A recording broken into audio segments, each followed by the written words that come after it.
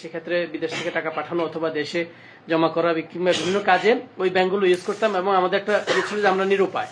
কিন্তু যখন ইসলামের নামে ব্যাংক আসছে তখন আমাদের কি এই ওজোর খাটবে কিনা, এটা একটা। আর ইসলামিক ব্যাংকিং নামে যেটা চলতেছে এটা আসলে ইসলামের সাথে কতটা যায়? বিসমিল্লাহ, আলহামদুলিল্লাহ, সালাতু ওয়াসসালামু আলা রাসূলিল্লাহ ওয়া বা'দ। এই মাসালার উত্তর অবশ্য আমি সাধারণত অ্যাভয়েড করে চলি, ইচ্ছা করেই। কারণ রাসূলুল্লাহ সাল্লাল্লাহু আলাইহি ওয়াসাল্লাম একটা হাদিস আছে, ওয়াল্লাহার রাহমান তাওয়াল্লা কাররা, যে এ বিপদ কাঁধে নেয় তাকে এটার মজাটাও ভোগ করতে দাও, মজা নেয় তাকে সাজাটাও ভোগ করতে দাও। বুঝে আসছে কথাটা? যে কষ্ট পায় তাকে মজাটাও দাও, এটা নিয়ে।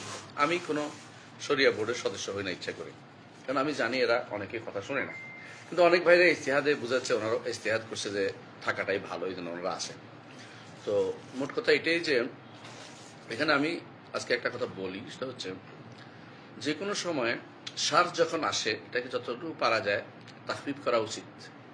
মানে যখন একটা খারাপ জিনিস ছড়িয়ে যায় তো চেষ্টা করা উচিত। প্রথমত এটার আগে দেখতে হবে এটা কি কোনো পুরোটাই অনইসলামিক কিনা, ব্যাংকিং ব্যবস্থাটা কি অনইসলামিক বলা যাবে কিনা। প্রথম প্রশ্ন হচ্ছে এটা, যেটা আগে। ব্যাংক শব্দের অর্থ হলো আসলে যেটা আমরা বুঝি টাকা জমায়েত করা, এটা হলো মূল কথা। কারণ ব্যাংকে তো আপনি অবৈধ বলতে পারেন, টাকা জমা করা তো বৈধতা আছে, তার বৈধতা আছে। কিন্তু মানে অনেকটা ইদার বা আমানত আছে, অনেকে আছে, আবার লোক নিয়ে আছে, আবার ব্যাংকের মাধ্যমে আবার হেওয়ালা আছে, এখান থেকে এখানে টাকা পাঠানো আছে। তো অনেকগুলো খাদামাত মিলিয়ে একটা ব্যাংক, অনেকগুলো খেদমত মিলিয়ে, অনেকগুলো সার্ভিস মিলিয়ে একটা ব্যাংক। এখন আপনি যেটা বলছেন যে যখন ব্যাংকিং কোনো ব্যবস্থা ছিল না, সব ইসলামিক অনইসলামিক ছিল, তখন একটা ওজোর ছিল, কথা এরকম না। আসলে কাফের কাছেও জমা রাখতে পারেন আপনি টাকার জন্য আপনি ইসলামী ব্যাংক হইতে জরুরি না। প্রশ্ন হচ্ছে এটাকে যদি কোনো হারামে খাটায় তখন সমস্যাটা। এটার সারাই দিকটা হচ্ছে আপনি যে টাকাটা জমা দিচ্ছেন, এটা ভালো করে বোঝার বিষয় আছে, মনে রাখবেন।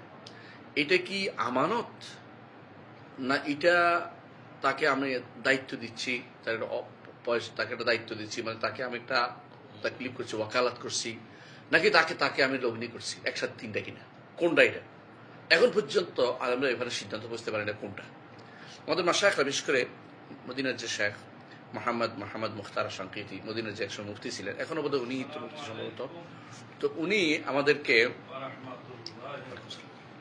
তো তিনি বলতেন যে, আমাদের শেখ বলতেন যে এটা আসলে যদি আমানত হয় তাহলে তারা ব্যবহার করার অনুমতি পায় না।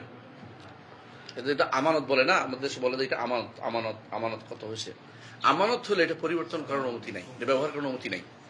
এই জন্য তিনি সবসময় বলতেন যে একমাত্র সুবাইয়াই ছাড়া, মাসালা সুবাইয়া একটা আছে, ওরা ছাড়া, ওরা লকার সিস্টেম করে, আমানত হলে ওইটা হওয়া উচিত এবং প্রতি মাসে ভাড়া দেওয়া উচিত।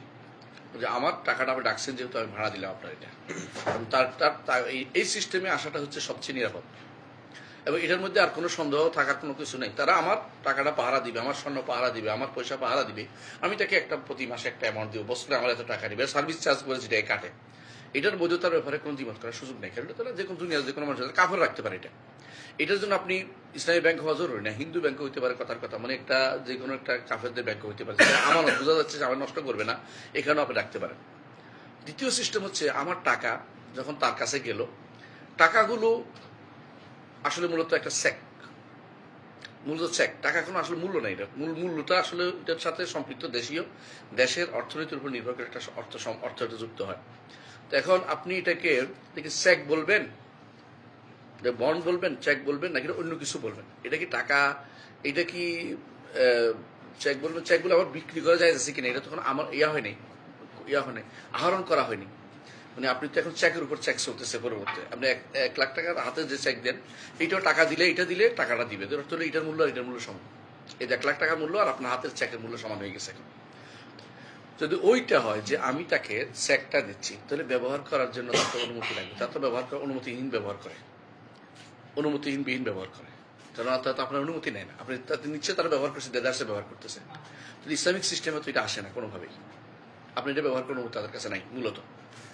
3 নম্বর যে সিস্টেম, এটাকে না আমি লগ্নি করছি, যেমন আমাদের দেশে এটা আপনি বলতে পারেন যে এটা অনবরত নিতে পারেন। হ্যাঁ, এটার মধ্যে একটা সিস্টেম, যেমন আপনার যদি কোনো হয় সরাসরি কি বলে এটাকে, কারেন্ট অ্যাকাউন্ট হয়, যে আমি যখন চাই তখন পাবো। তো এটার অর্থ হলো তার কাছে আমার এটা জমা আছে, টাকা তো সব একই রকম, এটার মূল্য সমান, সে আমাকে 1 লাখ টাকা চাইবে মাত্র দিতে বাধ্য থাকিবে। তো এরকম যদি হয় তাহলে এটা সেভিংসের প্রশ্ন আসছে না। সেভিংসের চেয়ে কারেন্ট কিন্তু আপনার জন্য বেশি নিরাপদ, মানে আমাদের ইসলামিক সাইডে বেশি নিরাপদ। কারণ সেভিংস করলে আমি কোথায় সেভিংস করতেছি, কে করতেছে, কোথায় করতেছে, এটার পুরো প্রশ্ন এসে দাঁড়ায়। যদি আমি সেভিংসে না যাই, আমি কারেন্টে থাকি, তাহলে কিন্তু আমার টাকাটা আমি মনে করলাম ওর আছে, আমি ওইটা বদলাইলেও কিছু হয় না, কারণ এটার মূল্য সমান, পুরাতন মূল্য আর নতুন টাকার কোনো মূল্যের কোনো বিরোধিতা এখানে কোনো নাই। কিন্তু সমস্যা হচ্ছে যদি সেভিংসে আসে, সেভিংস হলে তো সেটা কাজে লাগাচ্ছে, এবং আপনাকে দিতে গেলে আগে নোটিশ করতে হচ্ছে যে আমি এত টাকা নিব, ব্যবস্থা করতে হচ্ছে, বোঝা গেল সে কিন্তু ব্যবহার করতেছে এটাকে। তাহলে আপনার এই টাকাটা সে আপনার অনুমতি ব্যবহার করতেছে, এটা কিন্তু বৈধতার কোনো প্রশ্ন নাই, মানে বৈধতা হওয়া যাবে, কারণ সার্ফ এটার নাম, মানে এটাও টাকা, সার্ফ দেরি করা যায় না। সার্ফের ভিতরে যদি কোনো দেরি করে না যায়, প্রশ্ন চলে আসে। এটা ভয়াবহ বিষয়, এগুলি কি জন্য কোনোদিন আলোচনা করি না ইচ্ছা করে, কারণ আমি ভোট করেছি, এগুলি অন্যরা আমাদের বড় বড় মাশায়েখরা আছে যারা বেশ করে শরিয়া বোর্ডে আছে, ওরা চিন্তা ভাবনা করে। দ্বিতীয় এই 3 কারণ আমাদের শেখ সাহেব যেদিন থেকে এটা বুঝছি আমি, শেখ মোহাম্মদ আমিনের সঙ্গে রহমাহুল্লাহ, তিনি হাফেজাহুল্লাহ, তিনি এখনো মসজিদ দাস দিতেন, আগে এখন জানি না দাস দেন কিনা, তো হ্যাঁ মাঝে মধ্যে। তো ইনি মদিনার, উনি মুফতি, উনি সেদিন বুঝাইছে যেভাবে বুঝছি এটা, যে এটা ইসলামিক সাইডে আনা করি। 3 নম্বর সাইড যেটা, যে আমি লগ্নি করবো, এটার বৈধতা আছে। লগ্নিটা যদি আপনিও জানেন যে লগ্নিটা ইসলামিক করছে, সেও বলছে ইসলামিক করছে, আপনি এটা বললেই হবে না যে আমি তো বলছি হ্যাঁ ইসলামিক দেন, আমার ইসলামিক দিচ্ছে না, আপনারও দায়িত্ব আছে দেখার সে কি আসলে ইসলামিক করছে কিনা, সে কয় নম্বর করতেছে, এটা আপনি দেখার দরকার আছে। আপনি যখন জানবেন ভালো করে যে ব্যাংকগুলো কি করে, দোকান থেকে একটা ফাতুরা নিয়ে আসে, ইনভেস্ট নিয়ে আসে, অনবরত টাকা দিয়ে দিচ্ছে, লোক দরকার ছিল সে ইনভেস্ট করা, আপনি ইনভেস্ট করার দায়িত্ব না, আপনি তো একটা পক্ষ, একই পক্ষ ইনভেস্টর, একই পক্ষ এই আবার লাভদাতা, দুইটাই তো হইতে পারে, আপনি তো দুইটা একসাথে হয়ে যাচ্ছে। আপনি যখন কিনে নিয়ে আসতেছেন, আবার বলতেছেন টাকা দেন, তারপর এটা তো আসলে বুঝে ইনভেস্টের পথে যাচ্ছে না। ইনভেস্টের সত্যিকারের পথ হলে নাজায়েজ বলার তো কোনো সুযোগ নেই, এটাই তো ছিল সরব সালের নিয়ম। তো আপনি এখন ব্যাংকের যে বর্তমান অবস্থাটা আসছে, আগে যেটা আসছে এটা কোনোভাবেই ইসলামিক বলার কোনো সুযোগ নাই। শুধু একটুকু আমরা বলেছিলাম যে কারেন্ট হলে টাকা নাই, সুদ নাই, আমি নিচ্ছি ওখান থেকে দিয়ে দিচ্ছি, একই টাকা আমরা লেনদেন করে নিয়ে নিচ্ছি, এবং টাকারও কোনো সুযোগ নেই, আপনাকে পুরোটা উড়িয়ে ফেলতে হবে। এটা শুধুমাত্র একটা সময় পর্যন্ত আমি দিচ্ছি। আর আমানত হলে পরিবর্তন করতে পারবো না, কোথায় রাখবে, লকার রাখতে হবে, সেই পর্যন্ত জায়েজ হবে, যেটা আমরা ওস্তাদরা আমাদের শিখিয়েছি, এটা বলছি। মদিনা ওস্তাদের মাসালা এটাই ছিল সবসময়। 3 নম্বর যেটা আব্দুল্লাহ মানি, যেটা মক্কাতে তিনি বড় হায়াতে কেবল রহমানুল্লাহ, তিনি এটাকে জায়েজ বলছেন, কারণ তার উনি অনেকগুলো আলায় চিন্তা ভাবনা করে বলছেন। কিন্তু আমি দেখেছি যে আমাদের দেশের চেয়ে বিশাল পার্থক্য আছে, এখানে অনেক কিছু মেনটেন করা হয় যেটা আমাদের দেশে মেনটেনগুলি করে, ইসলামিক ব্যাংকগুলি মেনটেন করে না। আমি যদি কোনো আমানত হিসেবে রাখি, যখন সে তখন উঠে ফেলে সিস্টেমে থাকি, তাহলে কিন্তু আমার একটা শরীরে একটা ভিত্তি আছে। কিন্তু আমি যদি লগ্নি করি, তখন আমার দেখতে হবে লগ্নি কোথায় করছি, এবং লগ্নিটা আসলে সত্য বলছি কিনা, এটা আমার দেখার বিষয় আছে। 3 নম্বর হচ্ছে আর আরেকটা হচ্ছে যেটা হচ্ছে যে আমি এটাকে আমি বড় হাওয়ালা হিসেবে ব্যবহার করছি, আমি এখানে দিচ্ছি আর এখানে নিয়ে দেবো।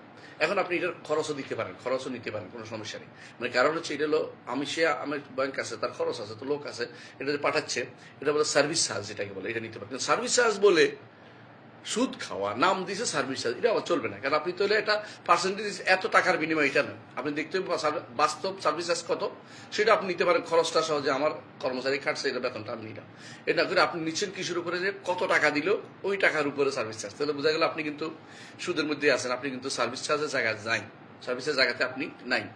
এগুলি পরিপূর্ণ দেখার দায়িত্ব কিন্তু আমাদের সবারই রয়েছে। আমি এই সাইডটা সাধারণত খুব একটা ব্যাংকিং যে আলোচনা করি না, আমি আপনাকে বলেছি যে এটার অনেক আলেম আছে যারা এটার ভুক্ত, মানে যেটা তারা উপকৃত হতে চায়, তো তারা এটার বোঝাও বহন করুক, যেহেতু তারা টাকাও পায়, বৈঠকে অ্যালাউন্সও পায়, আসা যাওয়ার পয়সাও পায়, অনেকে বিমানে করে যাও নাকি বৈঠকে যাওয়ার জন্য, তো তারা যেহেতু ভালো কিছু পায়, তারা এটা দায়িত্ব বহন করুক। আমি এটা জায়েজ বলতে পারি, না জায়েজ বলতে পারি। তো নাজায়েজ মজায়েজের মূল কথাটাই হচ্ছে এটা, ব্যাংকিং সেক্টরে যে প্রথম যারা তৈরি করেছে, তারা মূলত সুদের কাজ করে তৈরি করেছে, কোনো সন্দেহ নেই।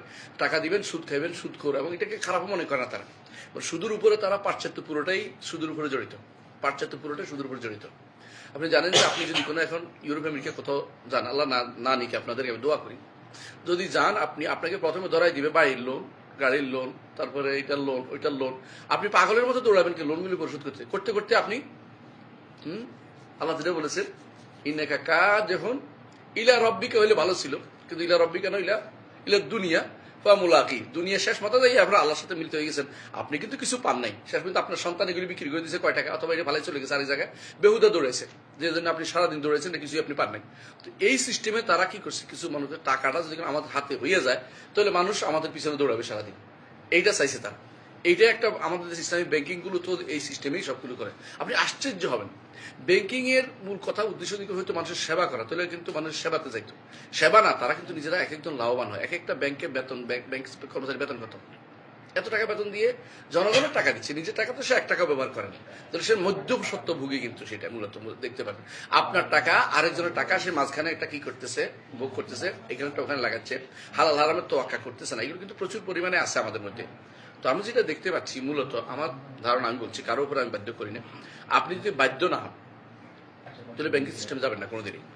যদি যান, প্রথমে কারেন্টের চেষ্টা করবেন, যদি আপনি পারেন, যদি কোনো করতে, যদি কারেন্টে পারেন নাই, আপনি লকার যাবেন, লকারে যাবেন, টাকা দাম বেশি টাকা আছে, লকারে যান, লকার বন্ধ করে রাখেন, টাকা দেন, বছরে একটা দেন, ভাড়া দেন, এটা আপনার জন্য একান্ত সবচেয়ে সুন্দর এটা, কারণ আপনার টাকা কেউ নিতে পারলো না, কোনো কিছু বেদার লোক পড়লো না। আর যদি বলে এটাও পারছি না, তখন আপনি টাকা পাঠাবেন, রাখবেন, সময় মতো উঠে ফেলবেন, যে টাক্সি কিছু আমানত হিসাবে কিছু করতে পারতেছি না, এই জন্য হচ্ছে আমি উত্তম, আমার কাছে নাই, উঠে ফেলবেন। লগ্নি করতে গেলে আপনার জন্য অনেক কিছু শিকার ব্যবসা আছে, আসলে কি সে লগ্নি করে কিনা, নাকি সে নামকেও আসতে আমাকে ধোকা দিচ্ছে, এটা দেখার আপনার দায়িত্ব রয়েছে। একজন মানুষ যখন জানে যে এটা সুরাই মাল, সে যদি সুরাই মাল যদি কোনো কেউ কিনে, সে একজন চোর, আমার কথা রসুল হাদিস না, এটা আপনারা জানেন যে কেউ যদি জানে যে এই মালটা চুরি এবং তারপরে কিনছে, সে একটা চোর, রসুল হাদিস এটা। আপনি যদি জানেন যে এরা আপনার ধোকা দিচ্ছে, সঠিক পথে পরিচালনা করছে না, আপনি এটা ব্যবহার করতে পারেন না কোনোদিনই। এটাই ব্যবহার করতে হচ্ছে আপনি ইচ্ছাকৃত নিজেকে ধোকা দিচ্ছেন, নিজে ধোকা দিচ্ছেন, ধোকা খাইছেন। মানে এই জন্য আমাদের কাজ হবে সবসময় স্বচ্ছতা অবলম্বন করা। এই যে ব্যাংকিং সিস্টেমের এই জিনিসটা যতটুকু পারা যায়, আমি আগেও বলেছি যে ওটা তো পুরোটাই সুদী ব্যাংক, পুরোটাই হারাম, চাকরি করাও হারাম, লেখাও হারাম, এর চাকরি পাহারাদার হওয়া হারাম, সাক্ষী হওয়া হারাম, এটা এর সাথে জড়িত কোনো কিছু আগায় দিলেও হারাম। আপনি যদি কাগজ একটা ছাপাই দেন, তাও গুণাগার হবে, বাড়া দিলেও গুণাগার হবে। এটা ইসলামের সাথে এটা সম্পূর্ণ বিরোধ ছাড়া কিছুই নেই এই সুদী ব্যাংকের। দ্বিতীয়ত, ইসলামিক ব্যাংকের নামে যেগুলি চলে, আপনি যদি জানেন যে এরা ইসলামিক ব্যাংকিং করে না, তাহলে আপনি এর সাথে লেনদেন করতে পারবেন না। যদি করেন তাহলে ওই আপনি যেটা বলেছি কি করতে হবে, কারেন্ট অথবা উঠেই ফেলতে হবে, তার টাকা তাকে দিবেন, অথবা তার লকারে, তো এটা লকারে রাখার জন্য বা কারেন্ট রাখার জন্য আপনার কিন্তু ইসলামিক ব্যাংক হওয়া জরুরি না। আমরা বুঝছেন, যেহেতু আমরা ভাড়া দিচ্ছি, যে কোনো কাপড়ের কাছেও ভাড়া থাকতে পারে। রাসূলুল্লাহ সাল্লাল্লাহু আলাইহি ওয়াসাল্লামের রেহান ছিল তার দ্বারা, কাপের কাছে, ইহুদির কাছে ছিল, তো এটা তো লেনদেনের ক্ষেত্রে মানুষের তো অবাধতা আছে, যতক্ষণ পর্যন্ত আপনি এখানে সুদের মাসলা না আসবে। এখন প্রশ্ন হচ্ছে, আপনি দেশ থেকে পাঠাবেন, বিদেশে পাঠাবেন, দেশে পাঠাইলে সরকার যেটা আপনাকে দিচ্ছে, এটা সুদ না, এটা প্রণোদনা বলে। কারণ রাষ্ট্র তারপর ইয়াকে, যে তারা যেহেতু রাষ্ট্র উপকার করতেছে, তাকে আমি একটা পয়সা দিলাম, এটা কিন্তু আপনার ইয়ার সাথে সম্পৃক্ত না, সুদের মধ্যে পড়ে না, এটা কোনোভাবেই পড়ে না। কারণ সুদ তো হলো খাটাইতে হয়, খাটানোর মধ্যে আসছে বিদেশ থেকে, আমি টাকাটা তারা দিয়ে দিলাম। এখানে এরকম নয় যে আমাকে 3 মাস থাকতে হবে, 6 মাস থাকতে হবে, কোনো কথাবার্তা, কোনো চুক্তি নাই। তো দেশে ঢুকলেই তার লাভ, এই জন্য রাষ্ট্র আমাকে প্রণোদনা দিচ্ছে, এটা বৈধতার কোনো সমস্যা নেই। এটা যদি কোনো আপনি যে কোনো কাফের ব্যাংকে দেন, কথার কথা বলতেছি, মানে যেগুলি ইসলামিক, নন ইসলামিক, কনভেনশনাল ব্যাংক, এগুলো তো দিলেও আপনার কোনো সমস্যা নেই, আপনি সবাই পাবেন। ইসলামিক ব্যাংকে আপনাকে দিতে হবে কিনা, প্রশ্ন হচ্ছে এটা। আপনি যদি মনে করেন যে ইসলামিক ব্যাংকের মাধ্যমে আসলে তারা উপকৃত হবে, ইসলাম উপকৃত হয়, এবং ইসলাম বলে আপনি জানেন ইসলামে কাজ করে, তাহলে আপনি একটা বড় মহৎ উদ্দেশ্যে, আল্লাহ তাআলা যেটা বলেছেন, তাআউনুল বিররি ওয়াত তাকওয়া ওয়া লা তাআউনুল ইসমি ওয়াল উদওয়ান, এই তাআউনুল বিররি ওয়াত তাকওয়ার উপর আপনি দিচ্ছেন, এটা আপনার জন্য নাজায়েজ হওয়ার কোনো সমস্যা নেই। আর যদি না জানেন, তাহলে আপনি সাধারণ ব্যাংকের মতো একটা ব্যবস্থা নিয়ে আপনারা নিলেন। এই জন্য এইটা পাঠাইতে হলে ইসলামী ব্যাংকের উপর দিয়ে যেতে হবে, এই চিন্তা ওই সময় আসবে যখন আপনি জানেন যে ভালো কাজে আমি সহযোগিতা করতেছি, এর বাইরে অতিরিক্ত কোনো ফ্যাসিলিটি আপনার জন্য নির্ধারিত নাই। কারণ আপনি টাকা উঠাইতে পারেন, যে কোনো টাকা উঠাইতে পারে, যে কোনো জায়গা থেকে। আমি আমাদের বিষয়টা বুঝাতে পারছি, আল্লাহ আমাদের বুঝাতে তৌফিক দান করেন।